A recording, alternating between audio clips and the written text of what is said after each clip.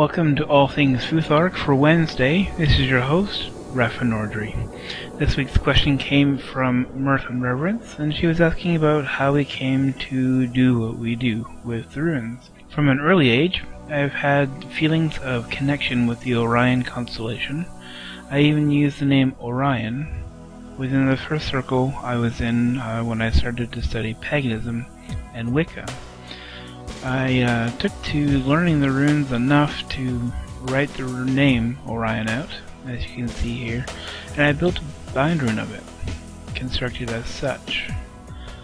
So, I would have to say that my first introduction to the runes was in the books of J.R.R. Tolkien. However, I never did learn how to write moon runes that would appear at certain lunar phases. Yeah, but that would be really cool, no? My first runic text was Ralph Blum. However, I knew there were some things amiss, as I knew a little bit about Norse mythology, so I kept looking for something more. And I found Edward Thorson's book, Futhark.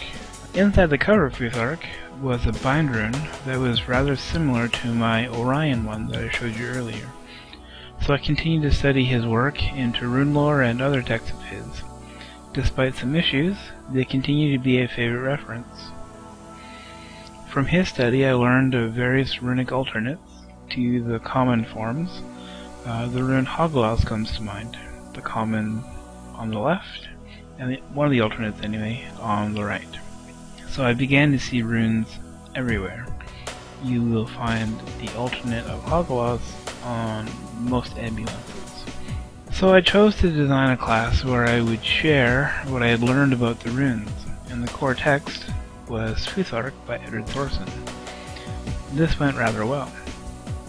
In about 2001 I joined the RuneNet, and there I found a great group of folks who have taught me plenty about the runes, among other things. You may have noticed my high praise of Swen and his books, as well as RuneNet.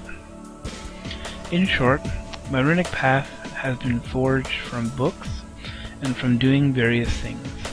I will say that to learn the runes, you need to be actively seeking, actively engaged in their learning. I took to learning one rune at a time, much the way that Eric had shared. I too found that some runes seemed to come to me quicker than others. This is why I often say to people, there are no shortcuts with the runes. So please, take Eric's advice, get a notepad and a pen. You will be amazed at what is around you runically. My runic path is far from over. Although I teach and share and help others, I too am learning.